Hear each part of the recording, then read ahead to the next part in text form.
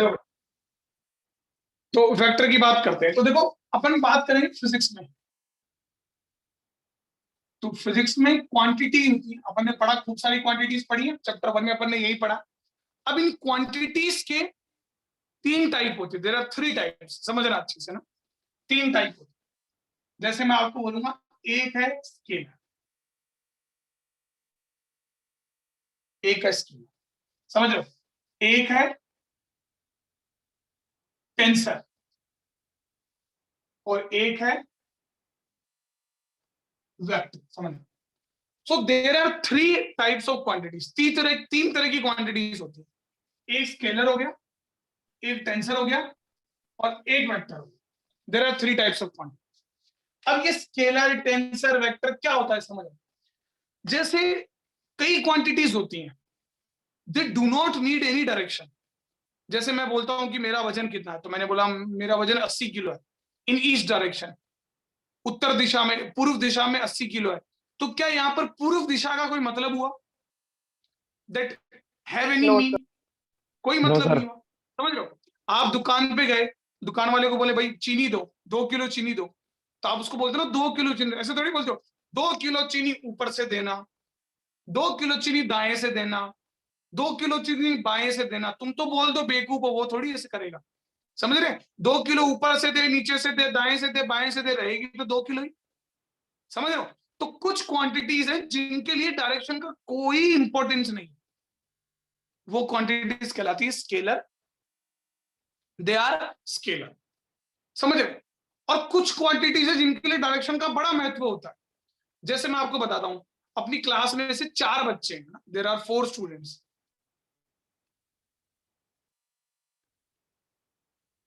देख लो, 4 स्टूडेंट है, मान लो चारों एक जैसे हैं, दुबले पतले से, है ना। अब चारों एक गाड़ी में चल जा रहे थे, घूमने का प्लान बनाया। अब गाड़ी क्या हो गई, खराब। तो अब 4 जनों ने उतर के उसको धक्का मारने का सोचा। तो गाड़ी को 2 बच्चों ने तो आगे से धक्का मारा और 2 बच्चों ने पीछे से धक्का मारा। तो गाड़ी क्या कहीं मूव करेगी? No sir. No sir. तो धक्का मारने का मतलब क्या हुआ? They are applying force, force लगा रहे हैं, नहीं करेगी। लेकिन अगर वही 2 बच्चे, एक सब 2 बच्चे चारों के चारों एक एक डायरेक्शन में आ जाएं और एक डायरेक्शन में आके धक्का मारे, तो गाड़ी क्या होगी? हिलेगी। करेगी। हिलेगी। हिलेगी क्या, चली जाएगी, क्योंकि चारों तो बाहर आ गए, ड्राइवर तो अंदर है ही नहीं, गाड़ी गई खड्डे में, समझ रहे हो? पागल पागल बच्चे हैं। तो गाड़ी जो है वो गिर जाएगी, खत्म हो जाएगी। लेकिन अब सोचो आप कि भाई चारों बच्चे एक जैसे थे, चारों बच्चे एक जैसा फोर्स लगा रहे थे, लेकिन जब वो 2 बच्चे तो अपोजिट डायरेक्शन में फोर्स लगा रहे थे तो गाड़ी नहीं हिल रही थी। और जब वही फोर्स सेम डायरेक्शन में लगा तो गाड़ी हिली कि नहीं हिली? हिली। अरे बोल जाओ भाई। हाँ, तो हेलो, हाँ, तो फोर्स के अंदर डायरेक्शन का इंपॉर्टेंस है कि नहीं है? है सर, है। बिल्कुल है। तो there are some quantities which have importance of direction, direction का इंपॉर्टेंस है। और कुछ क्वांटिटीज हैं जिनमें डायरेक्शन का कोई इंपॉर्टेंस नहीं है, there is no importance of direction, नहीं। समझ रहे हो? तो वो जिनमें डायरेक्शन का इंपॉर्टेंस है वो कहलाती है वेक्टर, जिनमें डायरेक्शन का इंपॉर्टेंस नहीं है, जो जिनको डायरेक्शन बिना काम चल जाता है, वो कहलाती है स्केलर। अब समझना आप ना चीजों को, है देखना। यहां पर क्या होता है, ये होता है इसके पास मैग्नीट्यूड होता है, डायरेक्शन नहीं होती है, डायरेक्शन का कोई रोल नहीं है। और एक तीसरी चीज जो अपन इस चैप्टर में पढ़ेंगे, वेक्टर लॉ ऑफ एडिशन, मतलब वेक्टर्स को ऐड करने का, सब्ट्रैक्ट करने का, मल्टीप्लाई करने का, डिवाइड होते ही नहीं है, मतलब करने के सब्ट्रैक्ट होते नहीं है, ऐड और मल्टीप्लाई करने के अलग अलग तरीके होते हैं। तो उसमें सबसे इंपॉर्टेंट होता है वेक्टर लॉ ऑफ एडिशन। तो भाई स्केलर है, वेक्टर के हिसाब से क्यों ऐड होगा? नहीं ऐड होगा। दिस इज स्केलर, वो स्केलर कहलाता है। जैसे मैं आपको बताता हूँ, समझ, एग्जाम्पल, लेंथ, मास, टाइम, है ना बेटा, इस तरह की क्वांटिटीज है, डेंसिटी वगैरह, दीज आर व्हाट, स्केलर, ये स्केलर। ठीक है, अब बात करते हैं पहले वेक्टर की बात कर लेते हैं। तो वेक्टर क्या है? वेक्टर की बात करूं तो वेक्टर मैग्नीट्यूड, वेक्टर के पास है डायरेक्शन,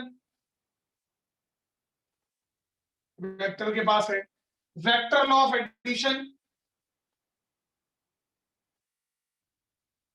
सर ये वेक्टर लॉ ऑफ एडिशन क्या होता है? अभी पढ़ेंगे ना बेटा, इस चैप्टर में पढ़ेंगे, ओके ठीक सर। है। In this chapter we will study vector law of addition. तो vector law of addition follow करता है, तो ये तीनों चीजें फॉलो करता है, समझ रहे हो? जैसे फोर्स हो गया, सर वेलोसिटी हो इसका गई, एग्जांपल वो डेस्टिनेशन हो सकता है क्या? एक्सेलरेशन। डेस्टिनेशन मतलब किसी जगह जा रहे हो तो उधर डायरेक्शन की जरूरत पड़ती है। हाँ वो तो डिस्प्लेसमेंट है ना, डिस्प्लेसमेंट हो गया। Okay sir. अब बात करते हैं टेंसर की ना। तो टेंसर क्वांटिटी तुम्हारे एनसीईआरटी बुक में नहीं दी हुई है उन्होंने, लेकिन फिर भी आपको ध्यान रखना है टेंसर क्या होता है। टेंसर वो होता है जिसका मैग्नीट्यूड तो होता है, डायरेक्शन भी होती है, but vector law of addition को फॉलो नहीं करता, समझ रहे हो? और अगर कभी एग्जाम में ऑप्शन आ जाए और एक टेंसर क्वांटिटी दी हुई हो और बोले विच क्वांटिटी इट इज, स्केलर और वेक्टर, तो उसे क्या मानना है?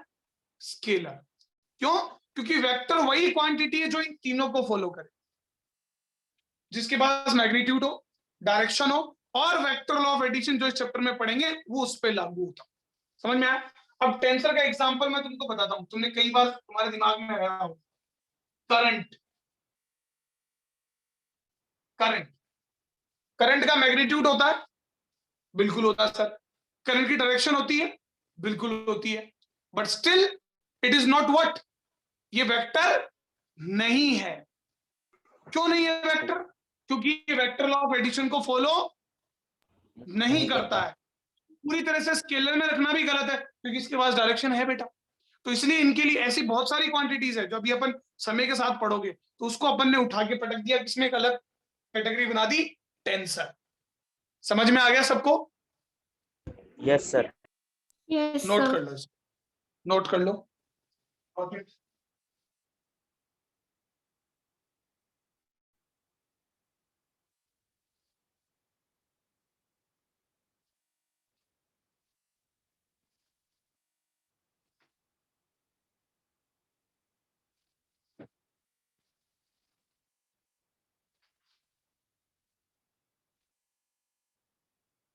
अब मेरे प्यारे बच्चों, मेरे गोलू पोलू बच्चों, अपने को पढ़ना है वेक्टर। अपने को तो वेक्टर पढ़ना है।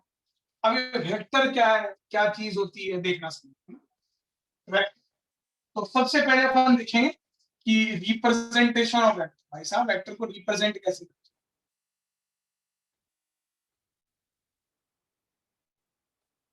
कैसे रिप्रेजेंट, रिप्रेजेंटेशन ऑफ वेक्टर देखो, है ना। तो सर अगर एग्जाम में ये फिलअप वाले क्वेश्चन क्या हो गया, हाँ एग्जाम में क्वेश्चन आएगा तो आए तो करंट को क्या आंसर होगा? करंट का बेटा टेंसर लिखा ना, फिलअप वाला आए तो टेंसर, और ऑप्शन में आए तो क्या लिख देना? ऑप्शन में स्केलर। अगर स्केलर हो तो फिर वेक्टर।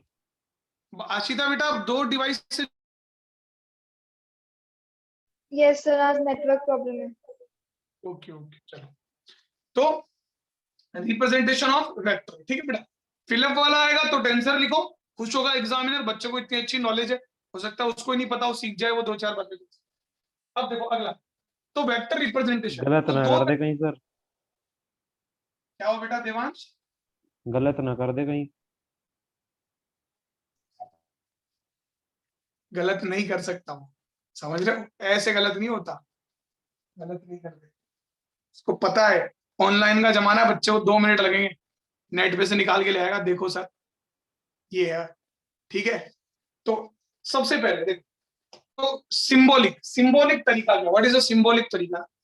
तो कोई भी वेक्टर है, जैसे ये लिखा जाता है ए, कैपिटल लेटर और ऊपर ये वेक्टर का साइन, ठीक है। तो इसे कैसे प्रोनाउंस करते हैं अपन? Vector A, vector A. अब कई बच्चों को ये डाउट रहता है, मैं आपको बताऊं, समझो, कई कई ऐसे बोलेंगे सर ये एरो बताता होगा कि बॉडी किधर को जा रही है, बॉडी की डायरेक्शन बता रही है। ऐसा कुछ नहीं है। मान लो आप ऐसे लिख दोगे, ये सर ये ऐसे, मतलब बॉडी इधर जा रही है इसलिए मैं एरो इधर लगा दूं। सर बॉडी इधर जा रही है तो सर मैं एरो ऊपर लगा दूं ना, तो ये वेक्टर हो गया। सर बॉडी नीचे जा रही है तो मैं इधर लगा दूं। बॉडी टेढ़ी जा रही है तो सर मैं ऐसे लगा दूं। ये सब तरीके क्या है, क्या है बेटा? गलत। बॉडी किधर गलत। भी जा रही हो, आपको एरो का साइन ऐसे ही लगाना। ये एरो का साइन बॉडी जिधर जा रही है, बॉडी की डायरेक्शन नहीं बता रही, ये सिर्फ ये बता रही है कि ये जो ए जो क्वांटिटी है ना, ये वेक्टर क्वांटिटी है। समझ रहे हो? This is the thing. तो ये बात आपको ध्यान रखनी है। तो ये ये इसके चक्कर लिखना में जरूरी है, कोई और लिख सकते हैं? नहीं, ये तो कोई भी जो उसका सिंबल होता है, फोर्स का एफ वेक्टर, वेलोसिटी का वी ओके सर। वेक्टर, मतलब वो तो सिंबल होता है उसका, ए लिखना कोई जरूरी नहीं। मैं तो एग्जांपल लिया, ठीक है। एक ये। दूसरा, आपको एनसीईआरटी बुक में कैसा लिखा हुआ मिलेगा, एनसीईआरटी जब आप पढ़ोगे तो कैसा लिखा हुआ मिलेगा आपको? ये ए जो है वो बोल्ड लेटर्स में लिखा हुआ मिलेगा ऐसे।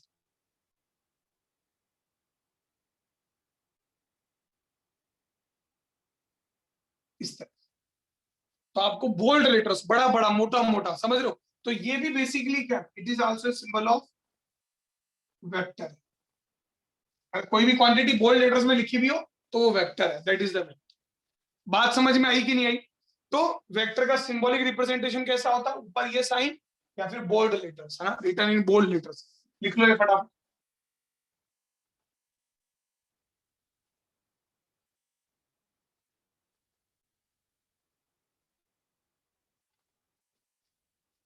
Right it.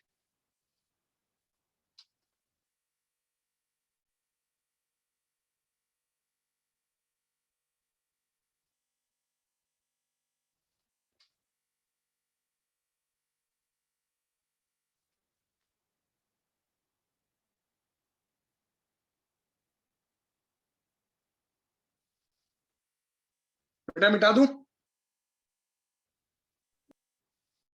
Yes, sir. ठीक है, कोई दिक्कत वाली बात। सर हाँ बोलो बेटा।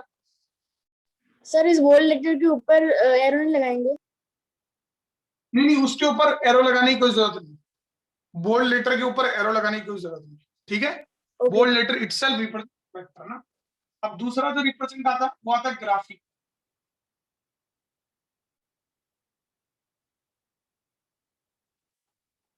ग्राफिकल। तो व्हाट इज ग्राफिकल रिप्रेजेंटेशन? जैसे मान लो मैंने लिखा F vector equal to 10 newton, मैंने 10 न्यूटन लिखा, समझ रहे हो? तो ये 10 न्यूटन जो लिखा है इसका रिप्रेजेंट कैसे करते हैं? ऐसे ग्राफ में, इस तरह से, ठीक है। इसको कहते हैं अपन टेल और इसे कहते हैं अपन, ठीक है। और ये कैसे, ग्राफ तो पेपर होता है, मतलब उसमें तो अपन स्केल वगैरह लिखते हैं, तो अपन ऐसे लिखते थे कि 1 सेंटीमीटर इक्वल टू 1 न्यूटन, तो 10 सेंटीमीटर इक्वल टू 10 न्यूटन। तो मतलब ये लंबाई हकीकत में अपन कितनी लेते हैं बेटा? 10 सेंटीमीटर। तो जैसे ही अपन ग्राफ पेपर में 10 सेंटीमीटर लंबा बना रहे हैं और अपन ने बना दिया कि 1 सेंटीमीटर 1 न्यूटन है, तो ये 10 सेंटीमीटर कितना न्यूटन फोर्स हुआ? 10 10 न्यूटन। न्यूटन। और ये जो डायरेक्शन है ना, ये एरो एरो डायरेक्शन बता रही है। तो डायरेक्शन ऑफ वेक्टर इज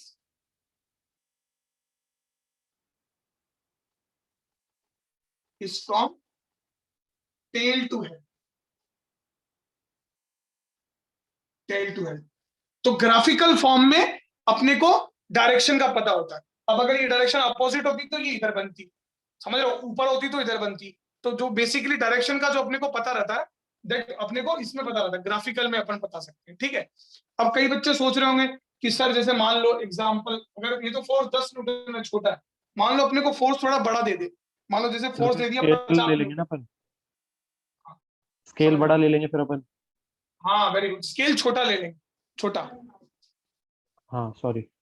छोटा हो जाएगा ना। तो उसमें क्या करेंगे अपन, ऐसे नहीं है कि 50 सेंटीमीटर लंबा लाइन बनाएंगे, नहीं, अपन मान लेंगे कि 10 न्यूटन जो है वो 1 सेंटीमीटर, तो 50 न्यूटन कितना है? 50 न्यूटन 5 सेंटीमीटर। Very good. तो अपन ऐसे एक वेक्टर बना देंगे, इस डायरेक्शन में लग रहा है, और लंबाई बना देंगे 5 सेंटीमीटर। बात समझ में आई कि नहीं बेटा? अरे Yes, क्लियर हो sir. गया? हाँ, तो ये ग्राफिकल रिप्रेजेंटेशन है, इसमें डायरेक्शन भी पता चल जाती है, हेड टू टेल। लिख सकते हो इसको फटाफट।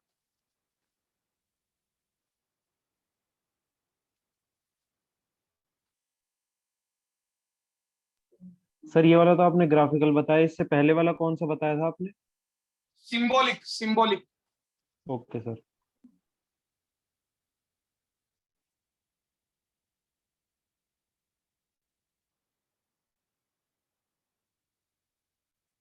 ठीक है, कर दूं बेटा, रब कर दूं? Yes.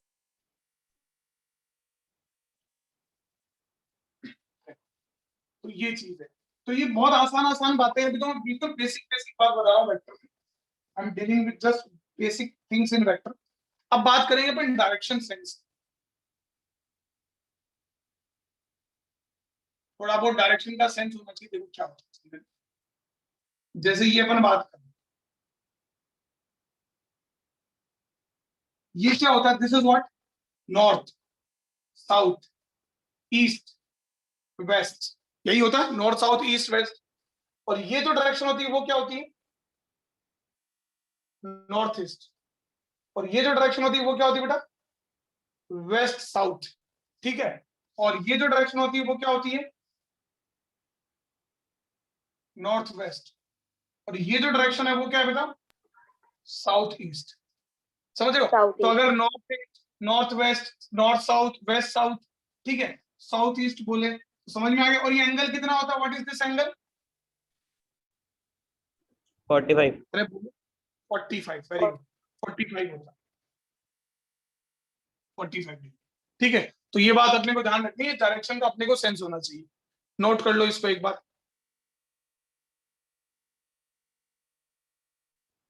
Note this.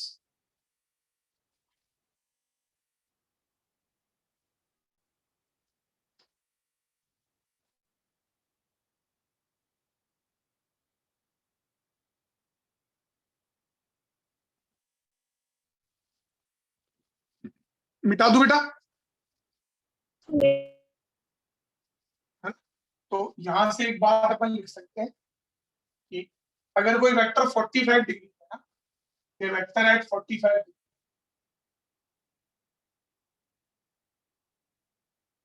तो वो किस किस में हो सकता है, नॉर्थ ईस्ट, समझ रहे हो, नॉर्थ ईस्ट में हो सकता है, साउथ ईस्ट में हो सकता है, और साउथ वेस्ट में हो सकता है, और नॉर्थ वेस्ट में हो सकता है। ठीक है, ये वेक्टर एट 45, ठीक है बेटा? अच्छा, तुम में से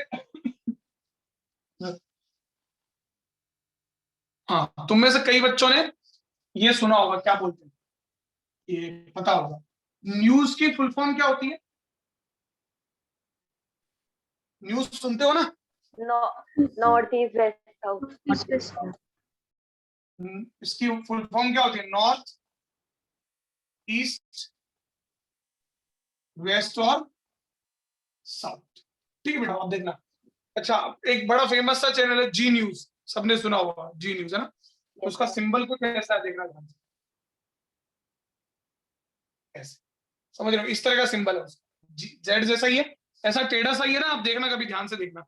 तो ये जो डायरेक्शन है वो बता रही है नॉर्थ, ऊपर की तरफ नॉर्थ है, इधर की तरफ क्या है, ईस्ट, और East. इधर की तरफ क्या है, वेस्ट, West. West. और इधर की तरफ क्या है, साउथ। तो ये जी South. न्यूज का सिंबल, समझ में आ रहा? ऊपर नॉर्थ है, Yes, इधर Yes, ईस्ट sir. है। sir. ठीक है, ये मतलब ऐसे ही बता रहा हूँ, कोई दिक्कत वाली बात नहीं, it is ji news.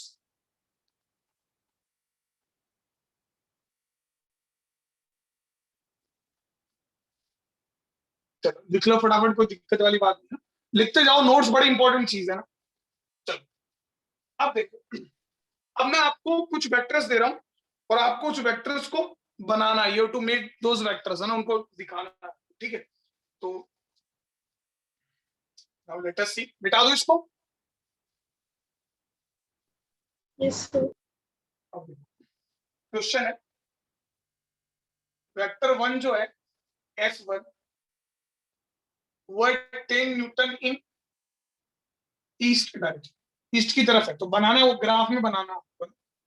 F1 vector और F2 वेक्टर इज 30 न्यूटन इन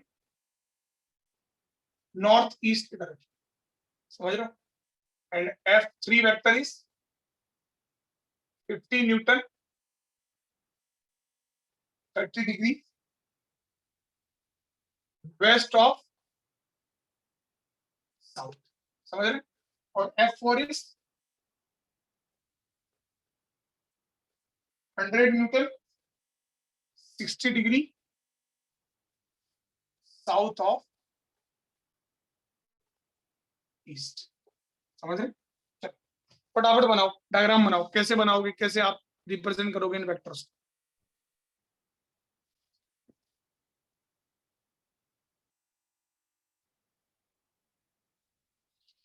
देखो, ये इस तरह से है,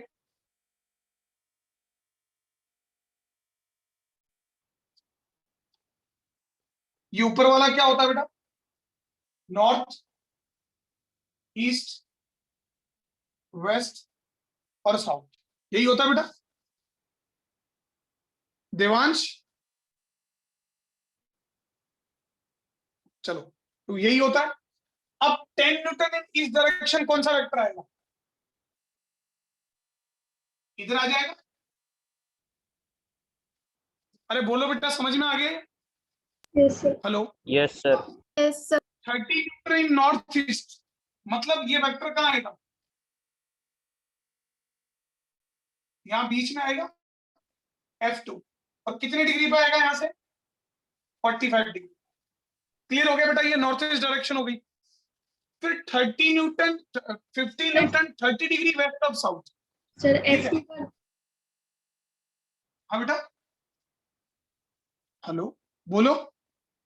sir, हाँ, अब देखो 50 न्यूटन 30 डिग्री, वैल्यूज तो मैंने ऐसे ही दे रखी है, कोई मतलब नहीं। 30 डिग्री वेस्ट ऑफ साउथ मतलब यहाँ के बीच में है। अब ये 30 डिग्री एंगल किससे बनेगा? वेस्ट से कि साउथ से? South से. साउथ हाँ South. हाँ, एंगल हमेशा बाद वाले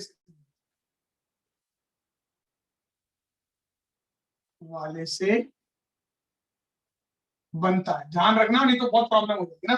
तो अब ये आ तो गया इधर, है ना, वेस्ट ऑफ साउथ, मतलब साउथ से 30 डिग्री इधर, समझ रहे हो? साउथ से, समझ रहे हैं? अच्छा, ये वाला 100 degree 60 degree south of east, मतलब एंगल किससे बनाओगे?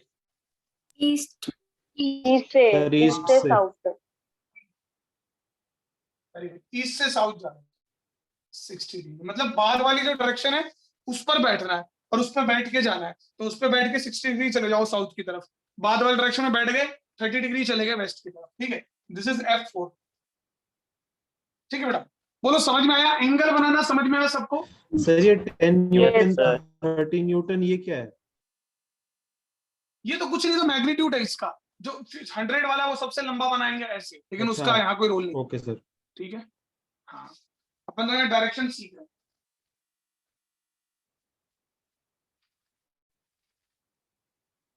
ठीक है, चलो एक क्वेश्चन और दे दूं। Yes sir.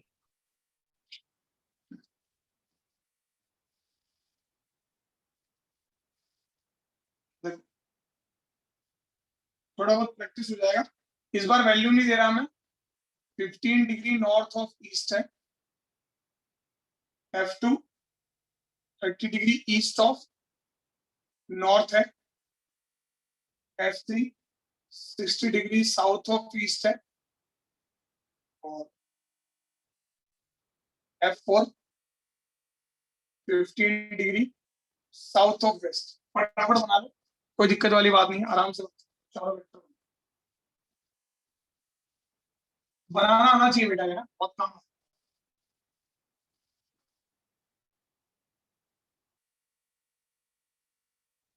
ठीक है, चलो देखो, ये अपने पास नॉर्थ साउथ ईस्ट वेस्ट ये है। ठीक है, अब देखो 15 डिग्री नॉर्थ ऑफ ईस्ट, तो ये 15 डिग्री किससे एंगल है? ईस्ट पे बैठ के नॉर्थ की तरफ जाओ, 15 डिग्री, ठीक है। फिर 30 डिग्री ईस्ट ऑफ नॉर्थ, तो ईस्ट ऑफ नॉर्थ का मतलब 30 डिग्री, बताओ नॉर्थ किससे से एंगल है? 30 नॉर्थ डिग्री से सर ईस्ट। नॉर्थ से ईस्ट की तरफ 30 डिग्री। 30 डिग्री, ठीक है। फिर उसके बाद में south of east, sir east से साउथ। किससे एंगल है? दोबारा ईस्ट से साउथ, है ना, कितना? 60 डिग्री। फिर ये एंगल किससे? साउथ ऑफ वेस्ट, वेस्ट से साउथ। वेस्ट से साउथ, बस, ठीक है। बड़ा आसान है, कोई दिक्कत वाली बात नहीं। ये आपका F3 हो गया और ये F4 हो गया, ठीक है। इट इज वेरी इजी, कोई प्रॉब्लम वाली बात नहीं, ठीक है बेटा। इसको नोट कर सकते हो, सब स्क्रीनशॉट ले लो। अब मैं पढ़ाऊंगा एंगल बिटवीन वेक्टर्स, है ना बेटा। अब मैं इस मीटिंग को खत्म कर रहा हूं और दूसरी मीटिंग स्टार्ट कर रहा हूं, क्योंकि वो बीच में नहीं, रिकॉर्डिंग डिस्टर्ब नहीं हो। तो सबको ज्वाइन करना है। एंगल बिटवीन वेक्टर्स अगर नहीं आया तो वेक्टर कुछ समझ में कोई आने वाला नहीं है। दोबारा सेम आईडी पे सबको रिज्वाइन करना है। चलो सर एक सेकंड स्क्रीनशॉट लेने देना सर। ले लो बेटा, ठीक है। ले लिया सर। चलो फटाफट सब रिज्वाइन हो जाओ।